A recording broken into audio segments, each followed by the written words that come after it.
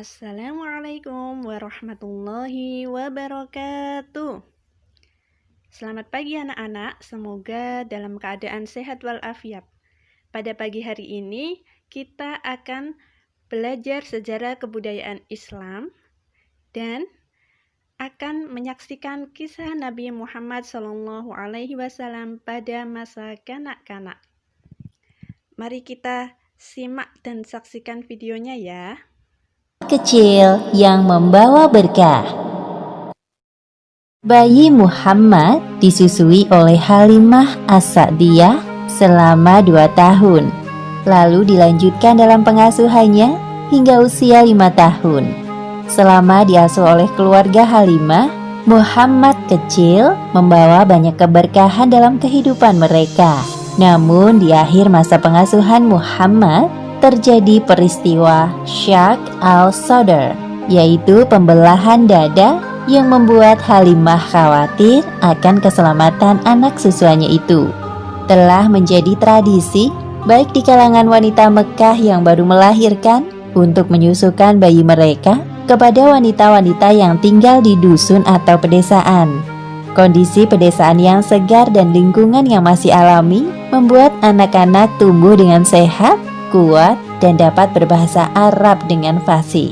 Sebelum kedatangan para wanita dari Bani Sa'ad, Muhammad sempat disusui oleh Suwaibah, budak perempuan Abu Lahab. Abu Lahab adalah satu di antara paman Muhammad dari garis keturunan ayahnya. "Wahai suamiku, semoga kita dapat anak bangsawan kaya seperti teman-temanku. Saat ini hidup kita sangat sulit." Ya, aku pun berharap sama seperti engkau. Mengingat hasil panen ladang kita tahun ini gagal dikarenakan paceklik yang melanda Taif. Namun harapan suami istri itu tidak terkabul karena bayi para bangsawan kaya telah diambil oleh teman-teman mereka. Hanya tersisa satu bayi dalam gendongan ibunya.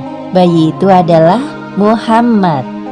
"Wahai saudaraku, bawalah bayiku ini bersama kalian. Ayah bayi ini telah meninggal, jadi tinggal aku dan kakeknya yang mengasuhnya." Raut wajah Halimah tampak kecewa mendengar pernyataan Aminah. Sikapnya sama seperti wanita Bani Sa'ad lain yang menolak menyusui Muhammad karena ia anak yatim. "Wahai suamiku, bagaimana ini? Semua bayi telah dibawa pulang oleh teman-teman kita. Aku tidak ingin kita pulang dengan tangan kosong." Apa kita bawa saja bayi yatim yang baru saja engkau temui itu, wahai istriku? "Demi Allah, aku akan kembali kepada wanita yang menggendong bayi yatim itu dan membawa bayinya pulang bersama kita." Entah kenapa bayangan bayi itu seakan tidak mau pergi dari pikiranku. Semoga keputusan kita ini dapat membawa keberkahan. Ayo, lekas kita temui ibu itu lagi. Akhirnya Halimah dan Harits bin Abdu al-Uzza menemui Aminah dan bayinya. Di satu sisi Aminah merasa lega, namun di sisi lain ia sedih harus berpisah dengan Muhammad. "Aku mohon, jaga baik-baik Muhammadku. Kelak dia akan menjadi orang besar dan berpengaruh." Amin. Kami akan berusaha memberikan yang terbaik untuk anakmu, Bu. "Selamat jalan, wahai anakku. Ibu akan menunggumu di sini." Setelah berpamitan dengan Aminah, Halimah menunggangi keledainya yang kurus. Tiba-tiba ia merasakan keanehan pada keledainya. "Aneh sekali, aku seperti tidak sedang membawa beban. Bayi ini sangat ringan, dan juga keledaiku ini seperti bertambah kuat saja. Padahal sewaktu berangkat ke Mekah kemarin, ia berjalan sangat lambat." Tidak hanya itu, sesampainya di rumah, Halimah merasakan keanehan lain. Setelah menyusui Muhammad, baru kemudian Halimah menyusui bayinya sendiri. "Alhamdulillah, bayi ini menyusu dengan lahap. Semoga dia betah tinggal di rumah kecil kita ya suamiku." Semoga ini petanda baik, wahai istriku. Lihatlah bayi kita. Ia tertidur pulas, tidak seperti malam-malam biasanya yang menangis terus. Ketika suami Halimah mengecek ke dalam kandang ternak, ia dapati unta mereka mengeluarkan susu. Padahal unta itu cukup tua dan sudah tidak mengeluarkan susu setetes pun sebelumnya. Wahai istriku, pasti engkau tidak percaya apa yang aku bawa. Coba, minumlah. Apa ini? Susu unta? Ya, benar. Unta tua kita akhirnya mengeluarkan susu lagi.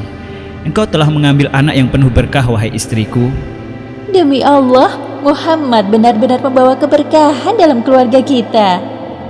Setelah beberapa waktu berlalu, pasangan suami istri itu dikejutkan dengan pemandangan asri di depan rumah. Subhanallah, tanah yang sebelumnya kering menjadi subur. Lihat juga kambing-kambing kita yang kurus menjadi gemuk. Terima kasih ya Allah atas semua nikmat-Mu. Keberkahan demi keberkahan dirasakan oleh keluarga Halimah setelah kedatangan Muhammad. Itulah balasan atas ketulusan mereka dalam merawat dan menyayangi Muhammad. Tak terasa 2 tahun berlalu begitu cepat. Tiba saatnya Halimah mengembalikan Muhammad kembali ke pangkuan Aminah. Ibu dan anak itu saling melepaskan kerinduan setelah 2 tahun berpisah. Anakku tersayang, engkau sudah besar dan tampak sehat sekali. Ibu sangat merindukanmu. Melihat hal itu, Halimah dan Harits merasa terharu. Keduanya saling berpandangan. Dengan apa aku dapat membalas kebaikan kalian? Sebenarnya kami sangat bersyukur bisa merawat Muhammad. Ia sudah kami anggap seperti anak sendiri. Jikalau diizinkan, kami ingin merawat Muhammad lebih lama lagi. Bukan bermaksud lancang, wahai ibu Muhammad. Aku dengar Mekah sedang dilanda wabah penyakit. Apa tidak sebaiknya Muhammad tinggal bersama keluarga kami di dusun Bani Sa'ad? Terkait permintaan kalian, aku perlu berdiskusi terlebih dahulu dengan kakeknya.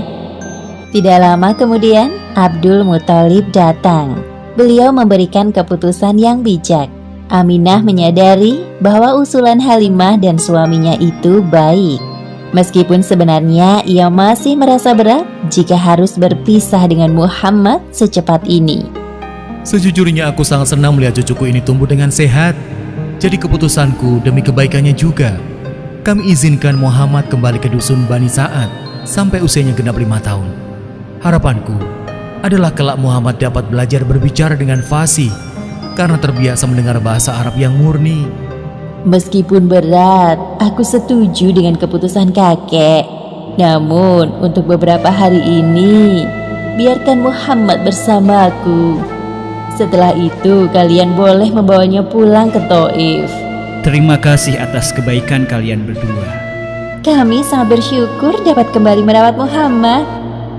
Halimah dan suaminya memiliki 3 orang anak. Namanya Abdullah, Unaisah, dan Syaimah. Mereka semua menjadi saudara sepersusuan Muhammad. Belum genap di usianya 4 tahun, Muhammad ikut menggembala kambing bersama saudara-saudaranya.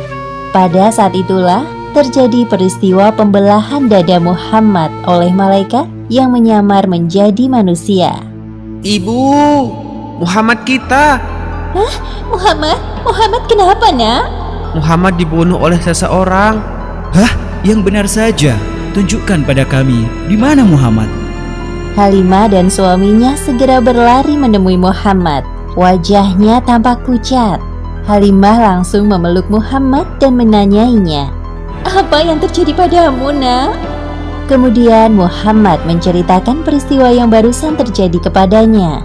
Seperti yang disebutkan dalam hadis riwayat Muslim nomor 162. Rasulullah Shallallahu Alaihi Wasallam didatangi malaikat Jibril ketika beliau Shallallahu Alaihi Wasallam sedang bermain dengan beberapa anak.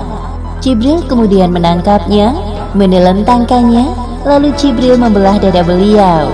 Jibril mengeluarkan hatinya dan mengeluarkan dari hati beliau segumpal darah beku sambil mengatakan, "Ini adalah bagian setan darimu."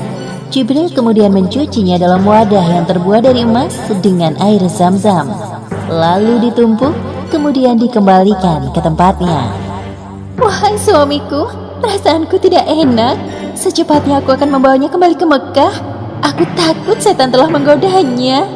Ya, kalian berdua berhati-hatilah. Setelah peristiwa menggemparkan itu, Halimah bermaksud menyerahkan Muhammad kepada ibunya sebelum waktu yang ditentukan. "Wahai saudariku, apa terjadi sesuatu pada putraku sehingga membuatmu menemuiku sebelum waktu yang telah kita sepakati?" "Iya, memang terjadi sesuatu kepada putramu. Aku rasa kami telah menyelesaikan tugas untuk mengasuhnya. Sekarang saatnya aku kembalikan ia kepadamu." "Tunggu, katakan dengan jelas agar aku bisa mengerti sebenarnya apa yang terjadi pada Muhammad." Halimah menceritakan peristiwa pembelahan dada Muhammad kepada Aminah dengan suara yang terbata-bata. Sedangkan Aminah dengan tenang mendengarkan penjelasan Halimah. "Wahai ibu susu anakku, demi Allah, setan tidak mempunyai daya upaya untuk merasuki tubuh anak suci ini. Masih ingatkah engkau, aku pernah mengatakan kepadamu bahwa kelak Muhammad ini akan menjadi orang besar. Sewaktu aku mengandungnya, aku merasakan banyak keajaiban. Apakah keajaiban itu juga terjadi kepada keluargamu?" "Iya, kami merasakan banyak keberkahan sejak mengasuh putramu." Jadi tenanglah wahai saudariku, jangan khawatir. Insya Allah Muhammad selalu dilindungi olehnya. Aku dan kakeknya telah mempercayakan pengasuhan Muhammad kepadamu." Setelah mendengar penjelasan Aminah, Halimah dapat bernafas lega. Semua ketakutannya sirna. Begitulah akhirnya Muhammad kembali ke dusun Bani Sa'ad bersama Halimah. Sekarang usia Muhammad telah genap 5 tahun. Tidak lama lagi Muhammad akan berpisah dengan keluarga Halimah. Pada hari itu Muhammad dan anak-anak Halimah sedang asyik mengembala kambing sambil berkejar-kejaran. Tiba-tiba Halimah mendatangi mereka dan mengajak pulang. Wahai ibu, ada apa? Mengapa engkau menyusul kami? Tidak biasanya. Kami masih ingin bermain, Bu. Kedatangan Halimah yang tiba-tiba disebabkan ada perasaan khawatir. Terlebih lagi melihat ada 2 orang Habasyah sedang mengintai Muhammad dari kejauhan. "Anak-anak, coba perhatikan langit di atas sana. Sepertinya sebentar lagi akan turun hujan. Makanya ibu menyusul kalian kemari." "Oh iya, benar juga. Ibu baik sekali menyusul kami." Kekhawatiran Halimah belum berhenti sampai kedua laki-laki itu mendekati Muhammad. Hei anak-anak, kau sudah selesai bermainnya? Tadi itu seru sekali loh. Sebenarnya apa yang paman inginkan? Hahaha, tidak ada nak, coba kau berbalik badan. Muhammad kecil membalikkan badannya dan 2 laki-laki itu terbelalak melihat punggungnya. Mereka lalu pergi sambil berbisik-bisik. Aneh sekali kedua paman itu. Mereka sangat mencurigakan. Ayo anak-anak, sebaiknya kita pulang sekarang. Kekhawatiran Halimah pun terbukti. Orang-orang Habasyah itu merencanakan hal buruk pada Muhammad kecil setelah melihat tanda di punggungnya. Tidak salah lagi. Menurut berita yang aku dengar bahwa anak laki-laki yang memiliki tanda di antara kedua bahunya itu kelak akan menjadi orang yang besar. Kita harus mendapatkannya sebelum keduluan orang lain. Jika kita berhasil mendapatkannya, pasti raja akan memberikan hadiah besar untuk kita. Sayup-sayup pembicaraan kedua orang Habasyah terdengar sampai ke telinga Halimah. Ia pun segera mempercepat langkah kakinya. Aku harus pergi dari tempat ini. Muhammad sudah tidak aman tinggal di dusun ini. Anak-anak, bisa agak cepat jalannya? Baik, Bu.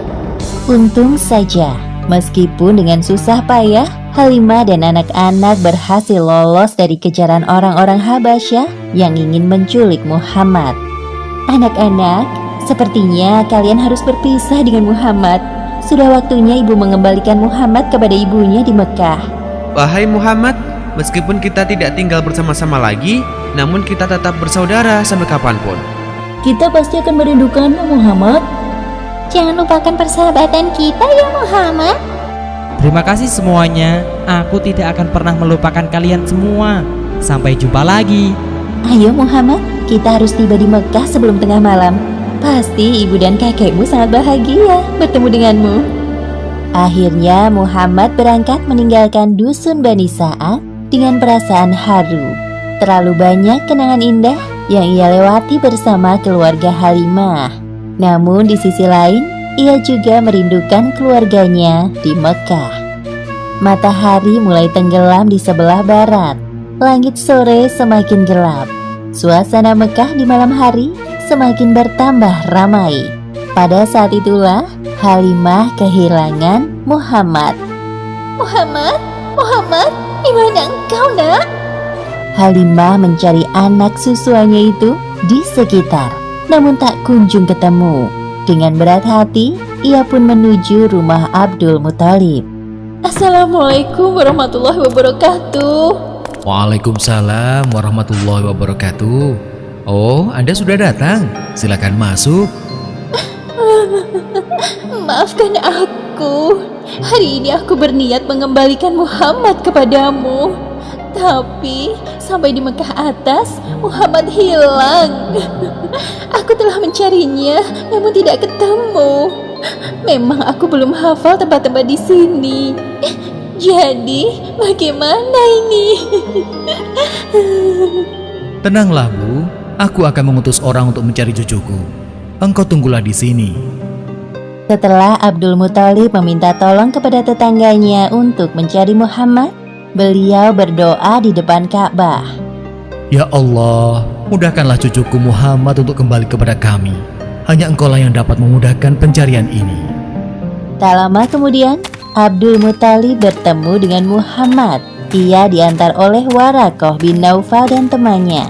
Ternyata secepat itu Allah Subhanahu wa Ta'ala mengabulkan doa Abdul Muthalib. Kemarilah, wahai cucuku. Aku tadi menemukan cucumu di daerah Mekah atas. Sepertinya ia tertinggal jejak pengasuhnya. Terima kasih, saudaraku. Sama-sama. Kami pamit dulu. Setelah kepergian Waraqah, Abdul Muthalib mengajak Muhammad untuk bertawaf di Ka'bah. Wahai cucuku, sekarang mari kita bertemu dengan ibumu. Beliau sangat cemas kehilanganmu di perjalanan tadi. Sesampainya di rumah kakeknya, Muhammad kecil meminta maaf kepada Halimah karena telah membuatnya cemas. Saat itu juga Muhammad harus berpisah dengan ibu susuan yang telah merawatnya selama 5 tahun. Selamat tinggal anakku. Aku selalu mendoakanmu. Semoga engkau menjadi orang besar seperti harapan ibumu. Demikianlah akhir kisah Muhammad kecil yang membawa keberkahan bagi orang di sekitarnya. Dalam kisah ini, pelajaran yang dapat kita ambil adalah kerjakan segala sesuatu dengan niat ikhlas mencari ridha Allah, maka keberkahan akan mengikutimu.